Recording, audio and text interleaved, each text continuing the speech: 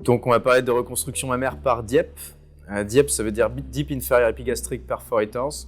C'est un sigle anglais pour dire qu'on va utiliser en fait des tissus autologues qui font partie des patientes pour aller reconstruire le sein.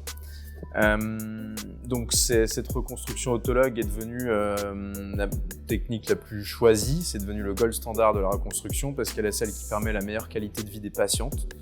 Elle peut s'effectuer soit de manière secondaire, c'est-à-dire après que les patientes aient eu leur mastectomie, ou alors en reconstruction mammaire immédiate, en même temps qu'on fait la mastectomie. Elle peut aussi s'utiliser de manière unilatérale ou bilatérale, tout est possible. L'indication typique de cette reconstruction, c'est d'avoir une toute petite brioche sous le nombril qui nous permet d'avoir un volume suffisant pour reconstruire le sein correspondant. Et l'idée, c'est d'aller emporter en bloc toute la peau et la graisse qui sont en avant des muscles abdominaux avec les vaisseaux qui les vascularisent. Et ces vaisseaux sont des vaisseaux perforants puisqu'ils perforent les muscles abdominaux. Donc ça fait appel à une technique microchirurgicale parce qu'il va falloir qu'on détache les vaisseaux de là où ils naissent habituellement. On va libérer le lambeau pour l'emmener au niveau du thorax et à ce moment-là, on va utiliser un microscope pour suturer les vaisseaux à des vaisseaux du thorax pour restaurer un flux vasculaire à l'intérieur des tissus qu'on a transposés de l'abdomen et puis ensuite modeler le sein par rapport au sein qui est encore présent ou à la demande en fonction du souhait des patients. La technique de reconstruction par DIEP nécessite un bilan préopératoire en réalisant un scanner, un angioscanner. Angio, ça veut dire voir les vaisseaux. Notamment au niveau de l'abdomen, non seulement pour indiquer l'intervention, s'assurer qu'elle soit tout à fait faisable, mais également fiabiliser l'intervention, puisqu'on sait exactement le trajet des vaisseaux, ça nous permet d'anticiper l'intervention, et également de gagner du temps, parce que c'est pareil, quand on sait ce qu'on cherche, on va plus vite, et donc le scanner sera absolument nécessaire avant la réalisation de cette intervention. Alors les contre-indications, elles peuvent être anatomiques, si les vaisseaux ne sont pas présents ou s'ils sont de calibre insuffisant, ou évidemment si la localisation des vaisseaux ne le permet pas, s'ils sont trop au-dessus du nombril, on ne pourra pas faire cette intervention.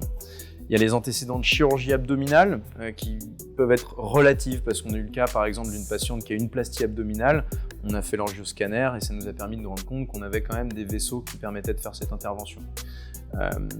Les contre-indications, c'est plus tout ce qui est d'origine problème de coagulation, puisque ce qu'on veut éviter, c'est évidemment que sur la microchirurgie, il y ait des caillots qui se forment, donc c'est des déficits assez rares en protéines C, S, une hypercoagulabilité qui contre-indique l'intervention.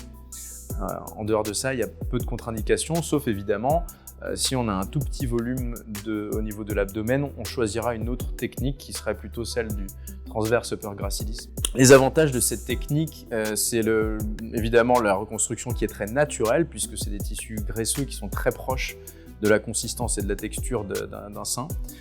On peut reconstruire aussi des volumes assez importants en une seule fois. Et puis l'évolution sur le long terme qui est naturelle avec évidemment une distension progressive des tissus sur le long terme.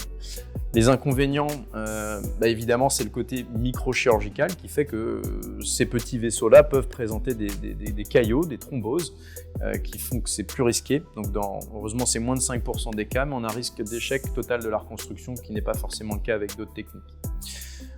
Également, il faut noter une cicatrice au niveau de l'abdomen qui fait donc la largeur du bassin, cachée par les sous-vêtements, mais qu'il faut quand même accepter pour ce faire.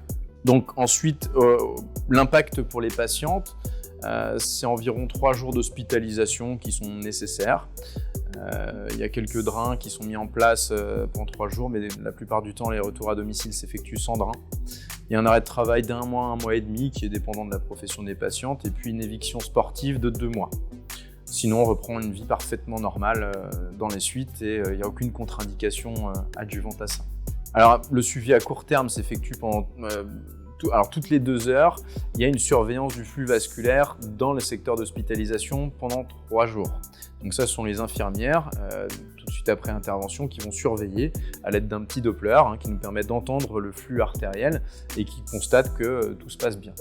Donc ça, c'est les 3 premiers jours d'hospitalisation. Une fois que tout s'est bien passé dans les 3 premiers jours, le lambeau est là pour la vie. Donc on retourne à la maison et là, c'est la surveillance de la cicatrisation qui met à peu près 15 jours, 3 semaines pour la cicatrisation primaire.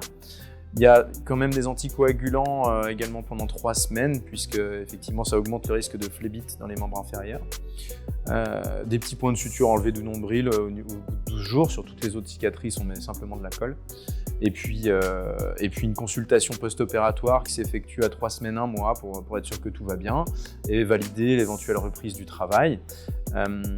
Évidemment, dans l'intervalle, je ne l'ai pas précisé, mais les patients devront porter un soutien-gorge de maintien pour une durée d'1 mois et demi et une ceinture abdominale de maintien également pour une durée de 3 semaines.